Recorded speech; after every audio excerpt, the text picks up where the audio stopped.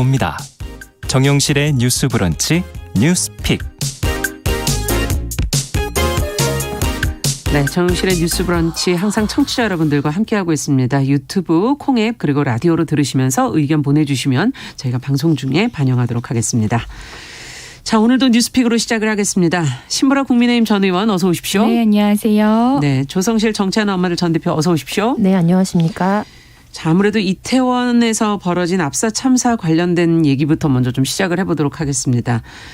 정부와 여야가 지금 규명으로 책임 문제 이걸 본격 거론하기 시작을 했습니다. 어제 열린 국가안전시스템 점검회의에 나온 윤 대통령의 발언이 지금 하나하나 다 보도가 됐는데요. 어떤 이야기들이 있었는지 관련된 내용 신보라 의원께서 좀 정리를 해 주시겠어요? 네, 어제 열린 국가안전시스템 점검회의 전문의 이제 브리핑을 통해서 사후에 공개가 됐는데요. 이 회의를 주재한 윤석열 대통령은 이번 참사와 관련해서 말로 닿을 수 없는 비극을 마주한 유가족과 아픔과 슬픔을 함께하고 있는 국민들께 미안하고 죄송한 마음이라고 밝혔습니다. 지난 29일 사고 발생 직후 준대본 회의 개최 이후에 첫 공식 회의를 주재하면서 사실상 대국민 사과에 나선 건데요. 네. 그러면서 다시는 이런 비극이 일어나지 않도록 안전한 대한민국을 만드는 데 모든 역량을 쏟아야 한다고 당부를 했습니다. 네. 윤석열 대통령은 윤익은 경찰청장이 참석한 가운데 경찰 대응에 대해서는 강하게 질책을 했는데요. 네. 우리 경찰이 그런 엉터리 경찰이 아니다. 정보 역량도 뛰어나다면서 왜 4시간 동안 물끄러미 쳐다만 보고 있었느냐라고 강하게 질타했습니다. 네. 이태원 참사 발생 4시간 전부터 불의의 사고를 우려하는 119 신고 전화가 다수 접수됐는데도 경찰이 적절한 대응을 하지 못한 데 따른 질타입니다. 네. 또한 자유롭게 모인 인파를 통제할 권한이 없었다는 경찰 측의 항변에 대해서도 이게 이 참사가 제도가 미비해서 생긴 것인가 하는 부분은 납득이 안 된다.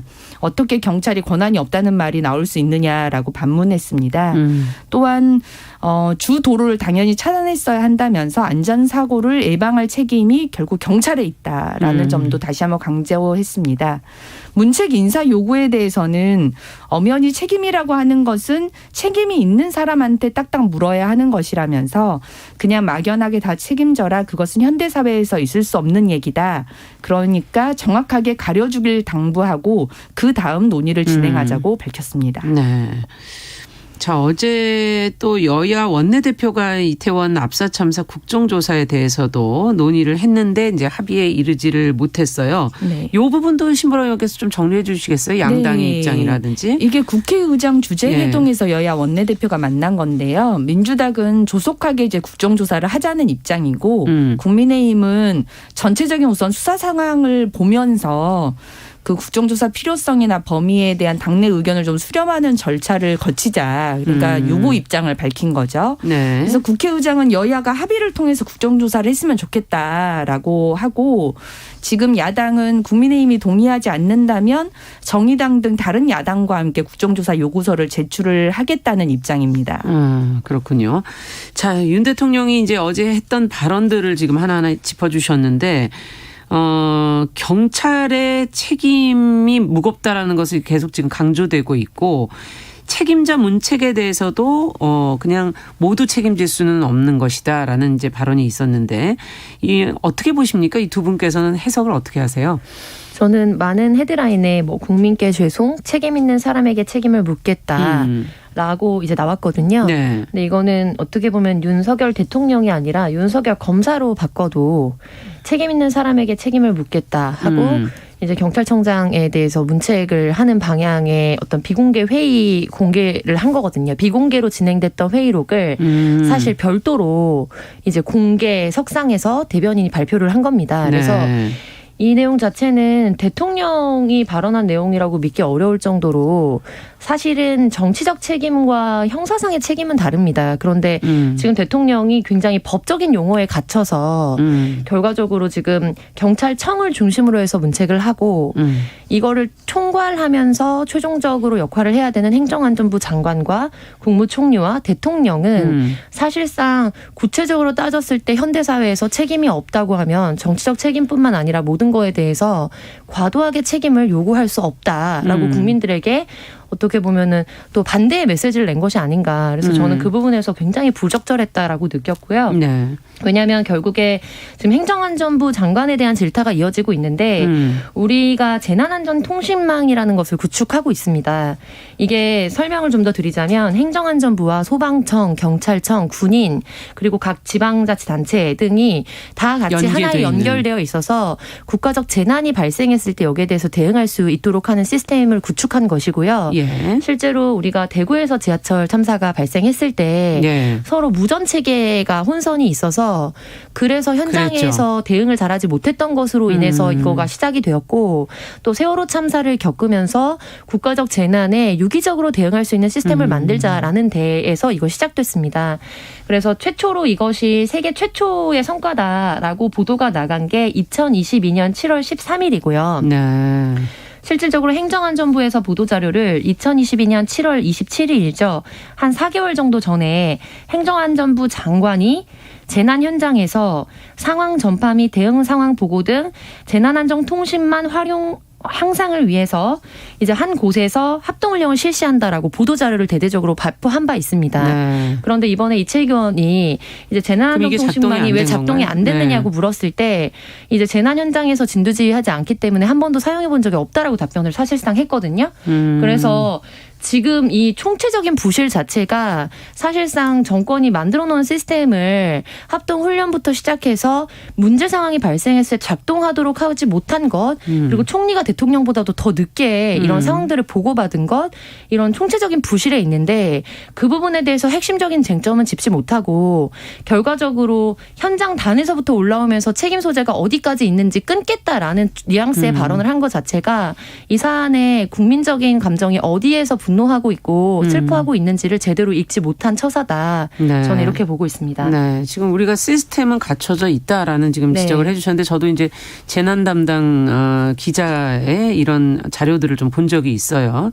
근데 정치적 책임은 있는 거 아니냐? 지금 뭐 형사상의 책임은 아니지만이라고 이제 정치적 책임에 대해서도 얘기를 해주셨거든요. 신보라 의원께서는 어떻게 보십니까? 우선 경찰에 대해서는 저는 명백한 책임을 물어야 된다고 생각하고 네. 이는 대통령이 국정 운영의 최종 컨트롤 타워라서 책임을 전가하는 것이 아니라 책임을 명확하고 구체화하는 것이라고 저는 생각을 네. 합니다. 그래서 실제 압사 참사가 발생했을 때 도대체 무슨 이유로 이런 인파가 제대로 통제되지 않았는가 의문이 제기가 됐고 당시에는 구체적인 사고 원인이 제대로 규명되진 않았기 때문에 네. 실은 뭐 용산구청, 일성경찰서, 소방서, 시청, 경찰청, 행안부 실은 안전에 관련한 모든 그 정부 행위자들의 어떤 사건 당시 행방과 대응 시간대별 기록들을 이제 파고 들어가기 그렇죠. 시작한 것이잖아요. 지금 보도가 하나씩 나오고 있죠. 예, 그랬더니 뭐 4시간 전부터 112 신고들이 실은 뭐 거의 이어섰고 묵살에 됐고 119도 굉장히 많은 신고가 있었고 그리고 예. 용산 서장 등은 대통령실 전화도 안 받고 뭐 도보 15분 거리를 1시간 넘게 뭐 오고 뭐 사고 관련 뭐 보고서들이 삭제 조치되고 이런 예. 지금 이게 지금 나오는 일련의 어떤 보도나 증거만으로도 경찰의 대응이 부실했고 기민하지 못했다는 것은 명백히 드러나고 있는 것 같아요. 그래서 경찰청 정반에서 제도가 없어서 그랬다는 그 초기 입장 자체도 굉장히 큰 문제였고 이를 방기하고 방조한 책임에 대해서는 안전 관련 행정관료 조직에서는 가장 무겁게 저는 져야 된다라고 보고요. 다만 이제 책임자 문책에 대해서는 여당인 국민의힘 내부에서도 이건 좀 정무적 판단, 이제 정치적 책임의 영역이죠. 그렇죠. 네. 그래서 정무적 판단도 필요한 것 아니냐라는 고언을 여러 사람을 통해서 지금 드리는 것으로 알고 있는데요. 네. 저는 대통령이 행정부의 수장으로서 안전 컨트롤 타워가 제대로 작동했는지에 대한 것들을 따져보고 실상을 파악한 다음에 그 책임을 엄중하게 물으려고 하는 의지는 저는 읽혀진다. 다만 대통령은 행정부의 수장이기도 하지만 국민의 대표자이기도 그렇죠. 하잖아요. 네. 그래서 민의를 가장 우선할 수밖에 없다는 입장에서 네. 어떤 장관, 청장이라는 그 안전의 총책임자의 예. 초기 대응이 미숙하고 국무위원으로서 어떤 공감하기 어려운 발언을 한 것들. 신뢰를 네. 상실했다고 느끼는 점도 실은 좀 무겁게 인식하고 그렇죠. 그에 대한 어떤 정무적 판단도 필요한 것 아니냐라는 네. 생각을 하고 있습니다. 네, 두 분 다 지금 뭐 정치적 책임, 정무적 판단 지금 비슷한 네. 용어로 민의를 좀 살펴야 되지 않겠느냐라는 게 이제 두 분의 의견이신 것 같아요. 자, 그리고 또 이제 대통령이 사실상 사과를 했다라는 것이 지금 이제 여러 매체에서 보도가 나오고 있는데 또 반응들은 여러 가지인 것 같습니다. 좀 엇갈린 반응들이 나오고 있는 것 같습니다. 이런 사과면 충분하지 않냐? 충분치 않다. 뭐 엎드려 절받기다. 뭐 여러 가지 의견들이 있는데 어떻게 보십니까? 두 분께서는.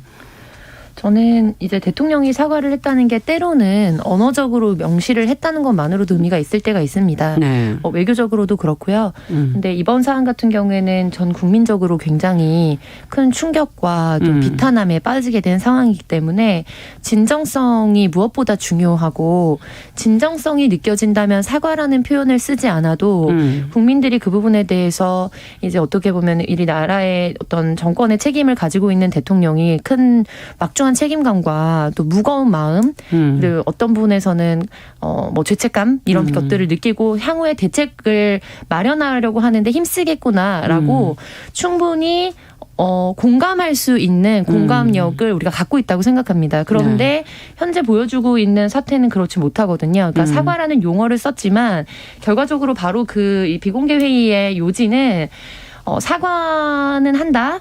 그러나 책임이 누구에게 있는지 정확하게 묻고 책임을 질 수 있는 사람에게만 책임을 묻겠다는 게 요지였어요. 근데 대통령은 결국 이 모든 것에 대해서 책임이 있습니다. 그러니까 현대사회에서 그게 있을 수 없는 말이라는 거는 예를 들면 기업에 대해서는 저는 그런 쟁점이 발생할 수 있다고 봐요. 그러니까 위험 요소가 되게 많고 그렇기 때문에 어디까지 기업에게 기업이 만든 물건이나 기업에서 현장에서 사고가 발생했을 때 책임을 묻게 할 것인가는 형사상 처벌이나 뭐 민형사상 이제 배상 책임 같은 문제들이 있기 때문에 법리적으로 굉장히 사과라는 단어를 중요하게 이제 정의하고 그렇죠. 동의된 선에서 사용합니다. 네. 그런데 지금 이 상황에서 필요한 사과는 책임을 지게 하겠다가 아니라 이 상황에 대해서 책임을 느낀다가 돼야 하는 거거든요. 네. 책임을 느낀다. 그리고 명확하게 다시는 이런 상황이 발생하지 않도록 조속하게 대처를 하겠다. 네. 근데 지금 이 국가 시스템에 대해서 누구를 경질하는 것이 핵심 문제가 아니라 예. 전혀 작동하고 있지 못하기 때문에 며칠 내로 예를 들면 또다시 어떤 끔찍한 참사가 발생했을 때 예. 그렇다면 지금 이번에 문책을 받고 있기 때문에 이게 제대로 작동할 것인가 저는 그렇게 보지 않거든요. 네. 오히려 더 당황해서 제대로 작동하지 못할 가능성이 높다. 그런 의미에서 사고를 수습하기 위해서 지금 누군가를 경질하는 것이 문제가 된다면 이 사안에 대해서 일선에서 최우선적인 매듭을 짓고 그 이후에 일어나는 부분에 대해서 모든 것을 감수하면서 책임지고 사퇴하겠다라고 이야기를 하는 것이 국민들에게 있어서 이 부분에 대해서 지금 발생한 문제가 시급하기 때문에 여기에 대해서 당장 책임을 질 수는 없지만 이후에 발생하는 정치적 책임이나 도의적 책임들에 대해서는 충분히 질 마음의 준비가 되어 있고 그만큼의 무게를 느끼고 있다라는 진정성이 전달될 것입니다. 근데 네. 지금의 이 정권의 관계자들과 대통령이 취하고 있는 발언이나 스탠스는 오히려 국민들로 하여금 더 이제 강하게 거부감이나 의심을 갖도록 하는 방향으로 계속 흘러가고 있다. 그 부분에 대해서 정확한 판단과 대처가 필요해 보입니다. 네. 그러니까 무엇보다 그 책임을 느낀다는 그 어떤 공감해주는 마음, 그 공감력, 진정성 이게 더 지금 필요한 것이다라는 말씀이시고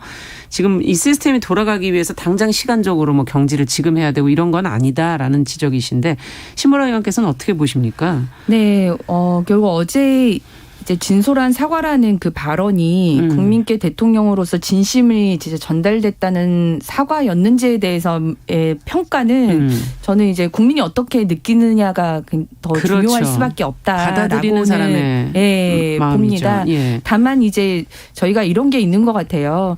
여러 참사를 좀 겪으면서 국민들께서 위기 상황 시에 정부 컨트롤 타워가 제대로 작동을 해서 위기를 잘 수습하고 극복하는지를 무엇보다 주목하고 있다라는 점을 저는 깨달아 왔다고 생각해요. 그렇죠. 그래서 그 참사가 났을 때마다 사실 대통령의 행적 예. 대해서 굉장히 궁금해했고 예. 그걸 뭐 비밀리에 처리하려고 하는 듯한 모습에서 굉장히 많은 실망감을 했죠. 느껴 네. 했는데 그런 측면에서 이번 참사가 났을 때 모든 일거수일투족의 행적과 어떤 사고 수습과 지시 내용들을 정확하게 국민들이 알 수 있게끔 정보 전달하고 네. 그리고 실은 이제 이 참사가 있은 직후부터 무한 책임에 대해서는 굉장히 반복적으로 대통령이 발언을 했던 것으로 저는 기억을 합니다. 네. 다만 그 무한 책임을 느끼는 그 영역과 실질적으로 이 사고의 원인을 제대로 규명한 후에 그 책임 소재에 대한 어떤 문책과 진솔한 사과가 함께 이루어지는 것이 중요하다는 어떤 인식이 작용하지 않았을까 하는 생각이 들고요. 그런 점에서 일주일간의 애도 기간과 사고 원인 규명 후에 어떤 그러한 진상에 대한 내용들을 설명하면서 어제 이 같은 사과가 나오지 않았을까 하는 네. 생각이 드네요. 자, 두 분의 입장이 좀 다르신데요, 해석이. 그러면 앞으로 이 문제가 이제 어떻게 될까? 앞서도 각 당의 입장이 지금 다르기 때문에 정치적으로 이 문제가 이제 어떻게 풀릴지도 관건인데 수사가 우선이다, 국정조사가 우선이다. 이제 양당의 입장이 전혀 다릅니다. 두 분은 어떻게 보십니까? 국정조사가 지금 필요하다고 보십니까? 아니면 어떤 것이 우선돼야 한다고 생각하십니까? 저는 지금 여당에서는 사실상 반대를 하고 있기는 하지만 이제 민주당에서도 강력하게 요구하고 있고 정의당에서도 사실상 국정조사로 해결해야 할 사안이라고 요청을 한 것으로 알고 있거든요. 네. 그리고 무엇보다 지금 검찰 조직에 대한 그것이 사실이든 아니든과 무관하게 네. 검찰 조직 라인이 이제 정부 요직에 많이 가 있고 예. 또 그리고 검찰총장 출신의 대통령으로서 갖게 되는 여러 가지 관계성의 문제가 집권 초기뿐만 아니라 집권 전에도 이제 선거 기간 당시에도 굉장히 큰 쟁점이었거든요. 그런 부분에서 봤을 때 지금 예를 들면 경찰이 잘 대응을 했느냐에 대한 이제 조사나 수사를 셀프 수사하는 거 아니냐라는 네. 비판을 받는 것처럼 사실상 독립성이나 공정성 차원에서 지금 수사를 먼저 하고 사실관계를 규명하겠다라고 하는 것이 국민들에게 많이 신뢰를 얻기 어려운 상황이라고 봅니다. 그리고 무엇보다 이런 때를 대비해서 그리고 이런 사고를 만들지 않도록 예방책을 촉구하기 위해서 국회가 있는 겁니다. 그런데 사실상 수년 동안 국회가 그런 역할들을 하지 못하고 좀 그렇죠. 정쟁의 한가운데 있었거든요. 맞습니다. 그래서 국정조사를 통해서 궁극적으로 이번 사안에 대해서 이번 참사에 대해서 누가 책임을 져야 하는가 어디까지가 문제였는가에 대해서 이제 뭐 형사상 책임이나 정치적 책임 모두에 대해서 묻는 것도 중요하겠고요. 저는 국정조사가 필요하다고 보는데 그 이유 중에 하나는 결과적으로 그렇다면 우리가 또 다른 참사를 막기 위해서 어떤 역할을 할 것인가에 대해서 국회가 강력하게 예방책을 촉구하고 현재 있는 문제점을 파헤쳐야 하는 역할을 해야 하기 때문에 그 부분에서 국정조사가 시급하게 필요한 사안이라고 보고 있습니다. 네, 국회의 역할이 필요하다. 자, 어떻게 보세요, 신보라 의원께서? 네, 국회의 역할이 한 축은 진상규명, 그다음에 한 축은 예방책을 마련하기 위해 뭐 실은 개정을 해야 되는 사안도 있고 그렇죠. 행정적으로 보완해야 될 부분들도 분명히 있어 보이는데 네. 그러한 역할들이 국정조사로만 유일하게 해결할 수 있느냐 이제 그런 건 아닌 것 같아요. 보면은 지금 민주당도 이태원 대책 참사 관련한 대책 본부를 꾸렸고 국민의힘도 그 조사 관련한 안전대책 특위를 지금 그렇겠죠. 구성을 했거든요. 네. 그래서 이를 토대로 각 당이 안전대책 수립과 관련한 여러 안들을 아마 마련할 것 같고 그건 또 관련한 상임위에서 입법 조치들을 합의로 이제 마련을 할 거기 때문에 이제 네. 가능할 거라고 보고요.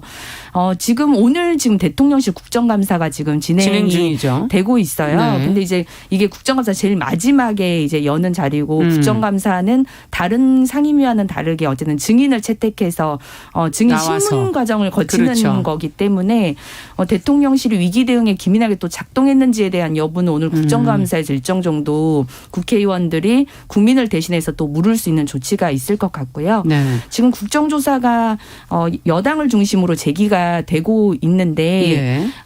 실은 중요한 게 그런 것 같아요. 지금 경찰에서 특수본을 꾸려가지고 수사를 하고 있는데 네. 이러한 수사가 어떤 원인 규명에 있어서 감추거나 뭔가 은폐하는 정황이 심각하게 보여서 이 조사가 신뢰할 수 없다라고 하는 어떤 언론과 대중의 반감과 우려가 커진다면 네. 그때는 좀 고려해 볼 수 있다라고 보여지는데 지금은 계속해서 실은 여러 증거들이 가감없이 나오고 있고 규명을 해가고 있는 단계이기 때문에 그걸 좀 지켜보면서 판단해야 되지 않을까라는 생각이 듭니다. 그러면 국회는 어떤 역할을 해야 될까요? 국회는 지금 당장 중요한 것은 네. 행안위에서 우선 관련한 당사자들을 지금 불러서 질의들을 또 하고 있는 상황이고 거기에서 여러 관련한 사고 안전 대책과 관련한 그 입법 발의안들을 이제 마련을 할 것 같아요. 네. 그게 특위와 이제 각 당의 이제 특위에서 준비를 할 거기 때문에 예. 그걸 방향으로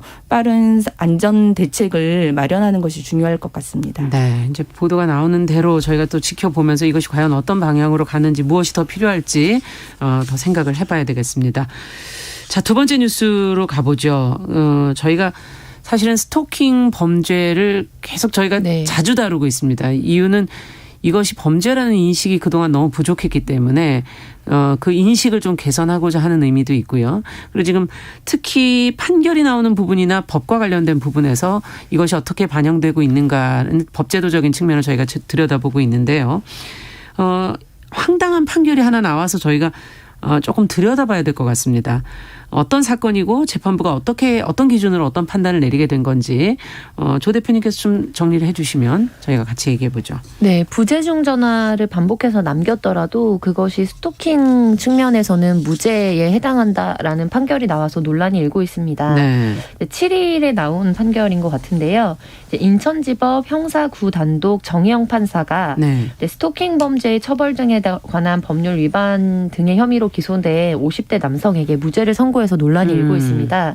그런데 3월 26일부터 6월 3일까지 약 한 3개월 가량에 걸쳐서 전 연인이었던 분에게 계속 반복해서 전화를 걸어서 스토킹한 혐의로 기소가 되었고요. 네. 발신 표시 제한 기능으로 전화를 한다든지 뭐 4시간에 걸쳐서 10차례 그러니까 10번 이상 이제 연속으로 전화를 건다든지 그런데 문제는 스토킹 피해자가 전화를 수신하지 않았다는 겁니다. 예. 근데 이거에 대해서 사실 스토킹 처벌법이 있기 전에는 이제 그런 정보통신망 법에 근거해서 왜냐면 네. 이제 유선상으로 계속 접촉을 하려고 한 거기 때문에 네. 근데 거기에 44조 7일을 보면 불법 정보의 유통 금지 등이라는 조항에 따라서 누구든지 정보통신망을 통해 공포심이나 불안감을 유발하는 부호, 문언, 음향, 화상, 영상을 반복적으로 상대방에게 도달하게 해서는 안 된다라는 규정이 있습니다. 그런데 그렇다면 이게 직접적으로 전화를 받아서 그 사람의 음성을 수신한 거는 어떻게 보면 음향에 해당하잖아요. 그렇죠. 그런데 부재중이 찍혀 있는 상태가 도달하는 것, 그것이 과연 음향에 해당하느냐를 가지고 이제 판사의 해석이 이전에 있었던 17년 전에 있었던 대법원 판례와 유사하게 나왔다는 게 문제인 겁니다. 그런데 이거와 관련해서는 새롭게 도입된 이제 스토킹 처벌법에 따르면 반복해서 전화를 상대방에게 도달하게 하는 행위를 스토킹 자체로 규정하고 있기 때문에 네. 이제 판사가 법리적으로 얼마든지 피해자를 처벌할 수 있었음에도 불구하고 피해간 건가요? 네, 스토킹법의 취지에 맞지 않는 판결을 내렸다라고 비판을 받고 있고요. 그리고 실질적으로 알겠습니다. 네, 그렇습니다. 네, 잠시 후에 저희가 뉴스픽 계속 이어가겠습니다. 11시 30분부터 일부 지역에서는 해당 지역 방송 보내드립니다.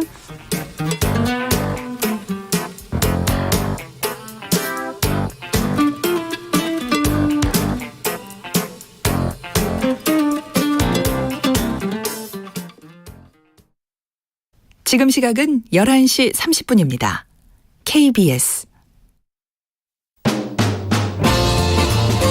여러분은 지금 KBS 1라디오 정용실의 뉴스 브런치와 함께하고 계십니다.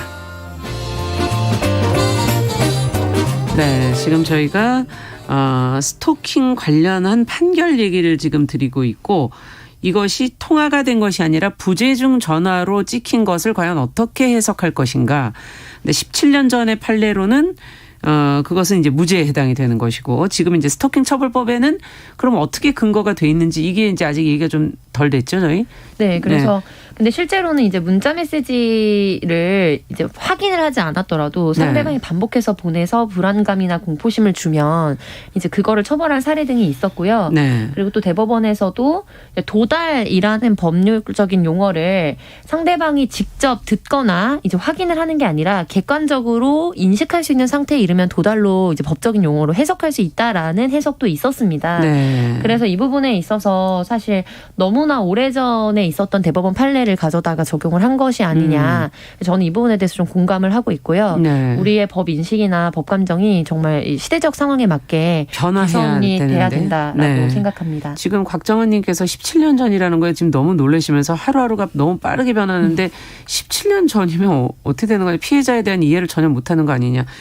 자, 근데 저는 그런 걸 다 떠나서 이게 전화를 받기가 쉽지가 않는 상황 아닙니까? 이미 네. 전화는 예전에 받았을 것이고 그 사람인 걸 알고 있는 상태에서 이 전화를 받을 리가 없지 않을까 하는 생각이 드는데요. 자, 이 문자 메시지 경우를 어떻게 볼 것이냐. 반복해서 보내서 불안감과 공포를 줬다면 처벌한 사례도 있어요, 발신자를. 근데 굳이 처벌한 판례가 있는데도 불구하고 이제 17년 전 판례를 가져온 건 무슨 이유일까?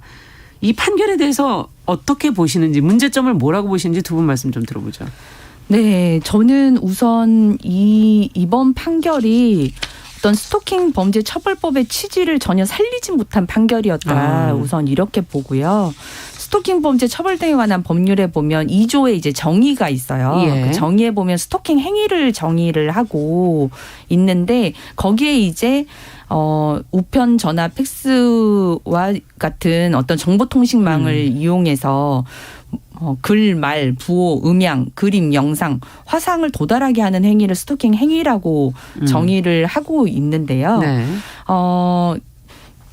스토킹 행위가 이런 행위를 통해서 상대방에게 불안감 또는 공포심을 일으키는 것을 스토킹 행위라고 하거든요. 네. 그리고 스토킹 범죄는 이 정의의 사망에 있는데 스토킹 범죄라는 지속적 반복적으로 스토킹 행위를 하는 것을 스토킹 범죄라고 정의를 하고 네. 있습니다. 그러니까 제가 이 말씀을 드리는 이유는 뭐냐면 스토킹 범죄라고 하는 구성 요건이 행위의 요건이 있고 그렇죠. 피해자의 고통 아까 예. 이제 불안감과 공포심과 같은 네. 피해자의 심리적인 고통, 고통. 심리적 네. 요소, 그다음에 지속성과 반복성 이 세 가지의 구성 요건이 있다는 거예요. 예.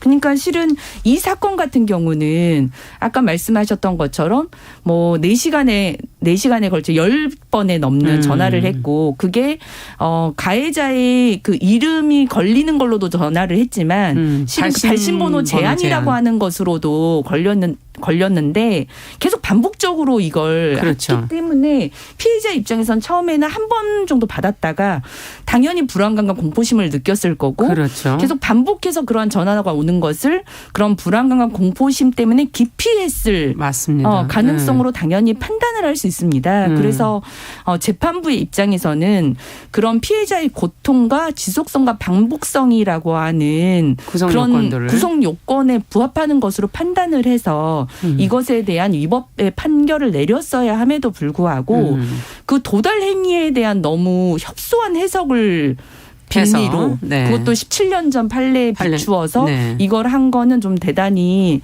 좀 해석의 오류와 예. 이 법의 취지를 전혀 살리지 못한 판결로 볼 수 있는 여지가 좀 충분하다. 조 이렇게 대표님 어떻게 보여지고 보십니까? 네, 저는 피해자분이 어떻게 대응하실지 모르겠지만 이게 보시면 아시겠지만 형사 단독 이제 판결이었기 네. 때문에 결국에 상위법원으로 가면서 좀 만약에 이제 피해자가 의사가 있어서 상위법원으로 이 사안을 가지고 간다면 이제 어떻게 보면은 시대적인 인식을 또 바꿀 수 있는 계속 논란을 좀 일으킬 만한 문제가 될 거라고 보고요.